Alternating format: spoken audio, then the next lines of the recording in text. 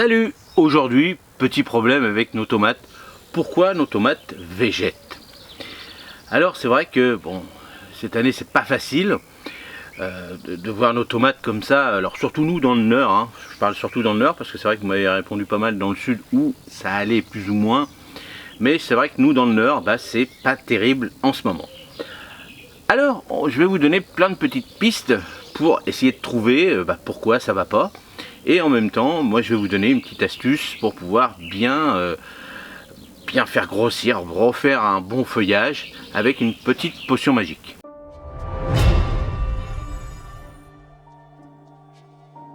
Alors, premièrement, comment on peut les polliniser? Alors, les tomates ont besoin quand même d'une pollinisation, donc c'est vrai qu'ils se pollinisent entre eux, c'est vrai. Mais il y a des moments, si vous avez des tunnels fermés par exemple, ou pas de vent, ou très peu de fleurs, des fois c'est difficile. Alors ce qui serait bien de faire, alors je vous l'avais dit aussi, il n'y avait pas beaucoup d'insectes butineurs, vous voyez là je suis dans la serre, j'en vois pas, alors je vois des toutes petites mouchettes plus ou moins, mais j'entends un petit peu de bourdons, mais je les vois pas, donc c'est inquiétant quand même. Bon il n'y en a pas, donc on fait avec. C'est vrai que le bourdon va... Alors, bourdon ou tout insecte pollinisateur va permettre aux tomates de grossir un peu plus, d'être plus belles, c'est ce qu'on dit normalement, mais c'est vrai que elles se auto-pollinisent toutes seules, mais voilà, si vraiment vous avez des petits soucis comme ça et que vous voyez que ça végète, prenez une petite brosse douce pour transférer le pollen. Donc vous en prenez un petit peu d'un côté, hop, vous en remettez sur une autre, comme ça, vous bougez un petit peu. Le fait que moi, par exemple, c'est ouvert avec le vent, normalement ça devrait bien se faire.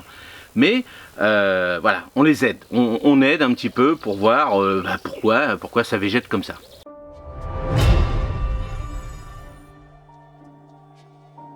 Alors, deuxième petit problème, les températures. Alors, c'est vrai que si on a des températures qui fluctuent énormément, en ce moment c'est ce qui se passe.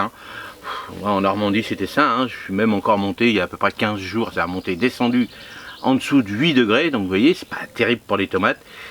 Pour les tomates, il lui faut minimum, allez, pour culture correcte, on va dire entre 20 et 25 dans la journée, et autour des 15 degrés la nuit. Alors, on les a pas trop eus, je vous ai vu que dans certaines régions, dans l'Est par exemple, il y a eu des températures qui sont même descendues. Moi il y a à peu près un petit mois, il avait gelé encore chez moi ici, donc c'était descendu sous le tunnel à 0,1 degré, alors que normalement il aurait dû avoir des températures au-dessus de 10 degrés. Donc vous voyez, tout ça, ça permet... Les températures sont pas terribles, donc les plantes, surtout ces légumes fruits, les tomates, ils végètent, donc ils savent pas trop ce qui se passe. Donc voilà, essayez de voir si chez vous les températures fluctuent énormément.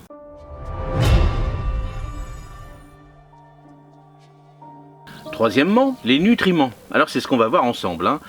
On va voir ensemble les nutriments. Alors un excès d'azote aussi. Alors si vous avez mis par exemple, alors je vous l'avais dit, de mettre de l'urine, mais au début de la plantation, pendant à peu près 1 ou 2 fois au moment de la plantation, vous mettez de l'urine et après on passe un autre engrais. Donc là je vais vous montrer un engrais, donc un purin, je vais vous mettre vous proposer de mettre, on va voir ça ensemble, un purin d'ortie. Alors je me suis pas embêté, je l'ai acheté directement, comme ça c'est beaucoup plus simple.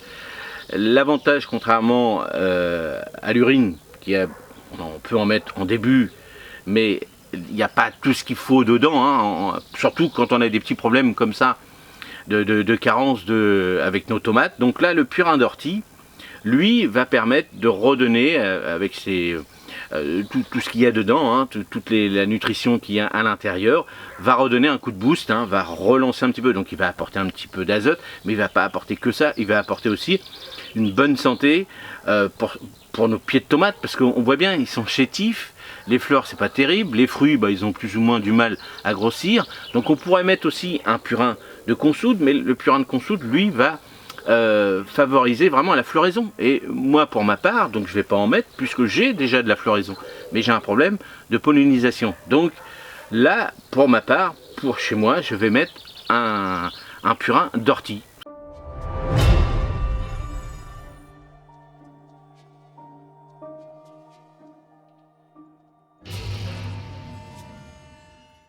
Alors, je vais vous expliquer après comment on va l'installer, c'est-à-dire comment on va le faire. Alors tout simplement, moi j'ai acheté une bouteille, hein. Vous pouvez faire vos purins, tout ça d'ortie, mais bon, moi voilà, je vais pas prendre de risques, surtout que là en ce moment c'est pas terrible. Donc je l'ai acheté, hein. Bon, vous pouvez trouver ça, hein. Je vais vous montrer, hein. Voilà, c'est du hors-brun. À chaque fois je vous dis, pour vous les particuliers, l'hors-brun, c'est une bonne boîte. Alors j'ai pas d'action chez eux, je fais pas de pub chez eux. Bah ça serait bien qu'ils me donnent un petit peu de sous, ce serait bien parce que j'en parle tout le temps. Mais bon, voilà, voilà, j'avais cette petite bouteille là, je vais en mettre. Vous pouvez retrouver tous les purins sur ma petite boutique Amazon, hein. Bon, j'avais fait une petite boutique comme ça pour recenser tous les petits produits qui étaient intéressants chez Amazon. Bon, l'avantage d'Amazon, c'est que vous commandez et puis rapidement vous êtes livré. Donc voilà, bon, c'est tout. Après, vous pouvez aller en jardinerie, vous allez où vous voulez. Ça, il n'y a aucun souci. Donc voilà pour les nutriments.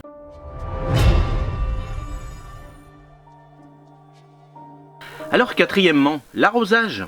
C'est vrai que si on n'arrose pas régulièrement, hein, si on fait, on se dit tiens, voilà, il n'y a pas besoin d'arroser tout ça, ou alors par exemple si vous laissez dehors avec les pluies, tout ça, ça peut aussi affecter un peu nos pieds de tomates. Alors moi aussi c'est vrai que, bon, sous le tunnel c'est plus difficile à cultiver des légumes. À l'extérieur, quand il y a une bonne pluie, bon, on est sûr pendant 3-4 jours, à peu près, en fonction de ce qui est tombé, qu'on est tranquille.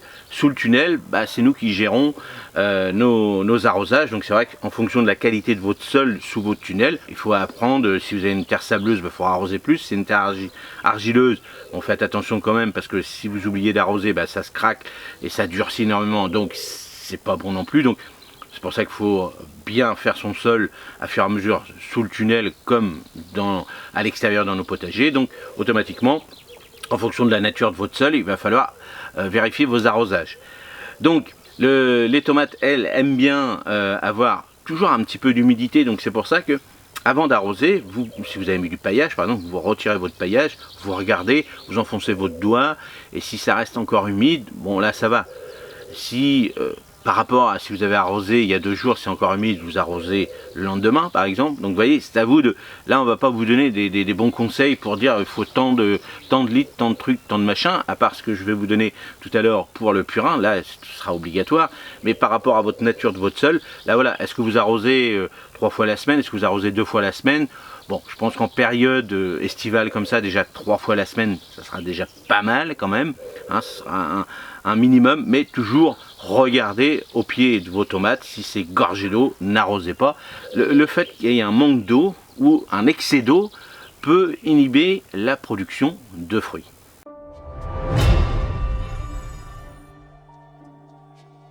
Alors cinquièmement, il y a aussi les variétés de tomates que vous avez plantées à l'extérieur ou sous vos tunnels qui peuvent varier. Donc vous voyez par exemple moi mes variétés de Roma, ils sont beaucoup plus belles que les autres variétés anciennes que j'ai plantées. Alors une seule chose, c'est que les variétés Roma, c'est vrai que j'ai pas taillé ni rien.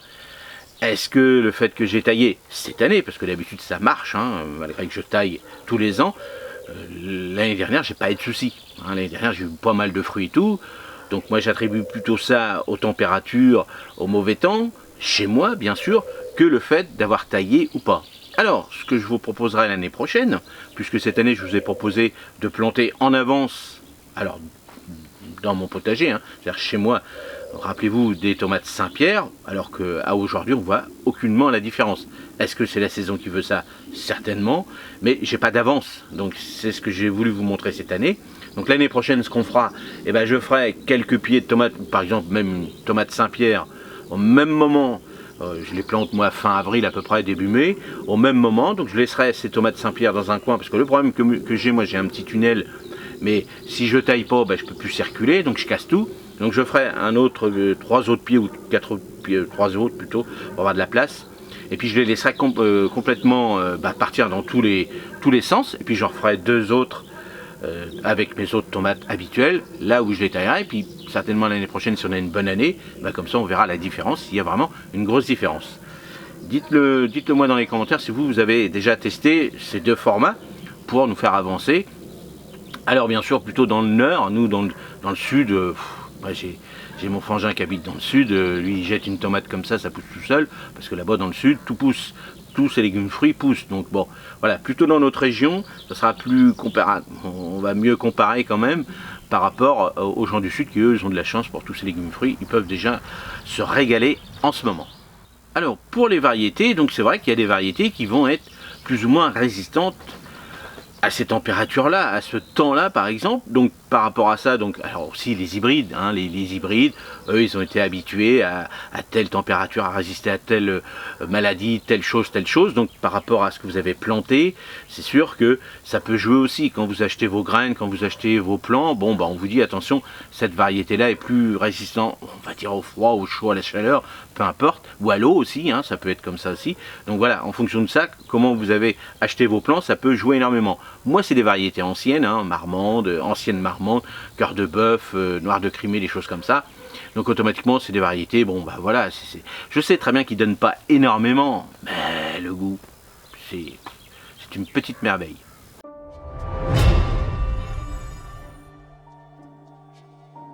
Alors sixièmement, alors le stress, tout type de stress.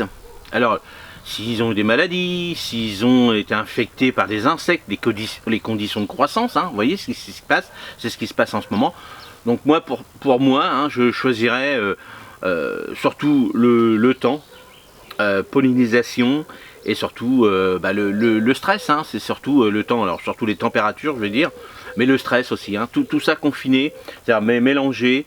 Bon, il n'y a pas eu de... Alors, maladie, j'ai eu quelques petits pieds, alors oui, si, au début, le long du tunnel, comme je l'ouvre, puis qu'il a plu un petit peu, ceux-là, bah, ils ont attrapé le mildiou. Bon, je les ai retirés, ils ont végété, je pense aussi qu'ils avaient attrapé un coup de froid aussi en même temps, donc, bon, voilà, donc, vous voyez, le stress. Donc, insectes, non, hein, j'ai pas eu d'insectes dessus, et c'est vrai qu'on peut en avoir, hein.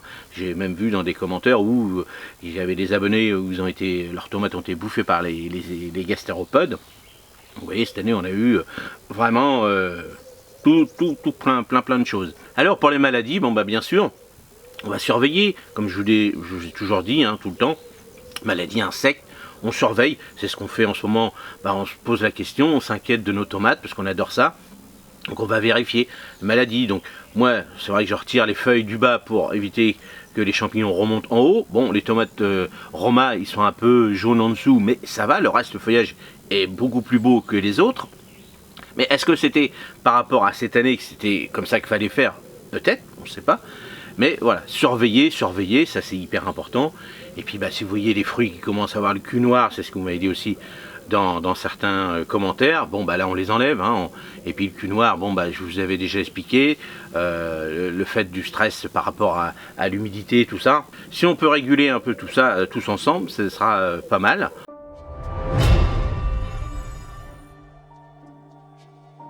Et en résumé, bon bah voilà, essayez de voir ces 6 points que je vous ai donnés, comparer, vous dites ah oui moi c'est ça, moi c'est ci, moi c'est ça, bon, et puis là maintenant ce qu'on va faire, on va passer à l'arrosage au purin. Vous allez voir, c'est très simple et je vais vous donner plein de petits conseils pour le faire. Alors voilà, je vous explique.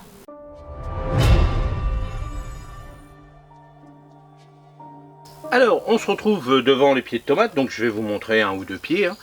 Alors ce qu'on va faire, comme ils sont un petit peu, les miennes hein, bien sûr, ils sont vraiment un petit peu faiblards, hein, c'est pas terrible, je vais arroser. Là, on va faire une semaine, toutes les semaines. Allez, on va faire 3 fois. On va regarder la deuxième fois. Hein. Enfin, il suffit que je vois, parce que là, il est un peu palo, contrairement aux tomates Roma qui sont là. Si, admettons, au bout de 2 fois, bah, mes feuilles sont redevenues bien vertes, j'arrêterai. Parce que là, c'est la saison, donc j'arrêterai. J'en remettrai peut-être, allez, là, 15, ça nous refait fin août, si on fait ça... fin juillet, si on fait ça là 2 fois, j'en remettrai peut-être allez, milieu août, à voir, c'est pas sûr. Mais là déjà je vais en mettre 2 fois sûr, peut-être 3 fois si ça marche pas, mais il n'y a pas de raison que ça ne fonctionne pas. Donc vous par rapport à ça, hein, suivez, mais voilà, regardez, vous avez vu les autres vidéos sur les tomates, regardez un petit peu l'état de vos tomates, si c'est comme les miennes, bon bah suivez-moi, et puis on verra bien, et puis on se donnera des conseils dans les commentaires. Alors, ce qu'on va prendre, donc plus important, c'est que vous lisez toujours, hein, quand vous achetez ce genre de produit, vous lisez toujours. Alors, on va lire le mode d'emploi. Donc dans un pulvérisateur ou un arrosoir, diluez le purin d'ortie avec de l'eau non traitée au chlore, eau de pluie, eau de puits ou eau de robinet qui a reposé quelques heures, afin de ne pas dénaturer le produit. Ne pas mélanger à d'autres produits de traitement, pulvériser le feuillage des plantes en mouillant chaque face ou arroser au pied des plantes. Donc voilà. Donc nous, ce qu'on va faire, on va en mettre. Alors il y a un petit bouchon, donc avant on va remuer. Là on a pris 10 litres. On a pris 10 litres d'eau. Donc le mieux, moi c'est de l'eau de pluie, j'ai de la chance. Hein. Donc vous avez vu, si admettons vous n'avez pas de... Si vous n'avez pas d'eau de pluie, bah, vous prenez l'eau de robinet. Puis pendant, allez, une bonne heure, vous attendez. Bon, j'ai été chercher mon... Avec mon petit système, ça va être plus simple pour vous montrer, ça va être plus simple.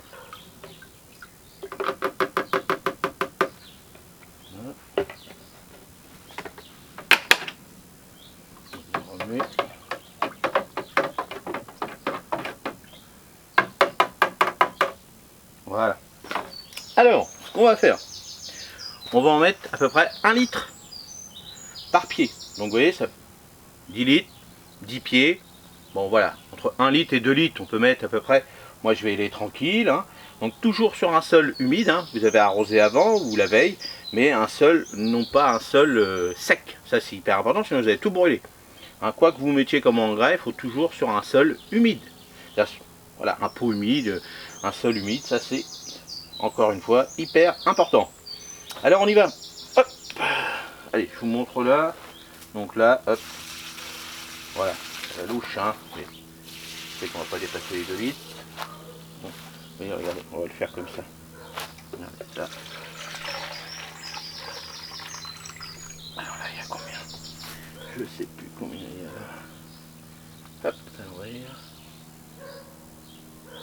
Vous voyez, je suis pile poil à 1 litre. Vous voyez? Oui, je suis doué. Hein. Allez. Voilà.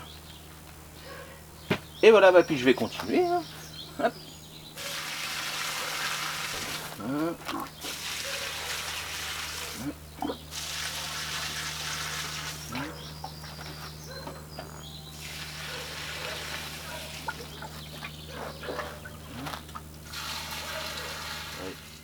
Allez, j'espère que ces 6 points vont vous donner un petit coup de main. Bon, on est au mois de juillet, tout n'est pas perdu. Hein. Nous, on est en Normandie, c'est-à-dire que moi, je suis en Normandie, en Seine-Maritime. Mes tomates, je les mange fin juillet, début août, comme d'habitude. Là, j'en ai quelques-unes qui commencent à mûrir dans les petites tomates cerises. Donc, on va, d'ici une petite semaine, commencer à en manger. Mais bon, il n'y en a pas beaucoup. Hein. Mais bon, ça va déjà faire plaisir. Donc, vous inquiétez pas. Si on reprend point par point et puis vous trouvez la solution de dire, ah bah, moi, c'est le point numéro 2, le point numéro 3 ou 4 ou 6, et bien comme ça, bah, vous regardez et puis vous allez améliorer. Déjà, ce qu'on a fait déjà avec les petits purins, par rapport à, bien sûr, à ma situation, ça va pas manger de pain, comme on dit, ça va leur donner un coup de boost. Allez, j'espère que ça vous a plu et dites-moi si vous voulez d'autres solutions en commentaire, j'y répondrai avec plaisir. Allez, salut et bonne soirée. Merci.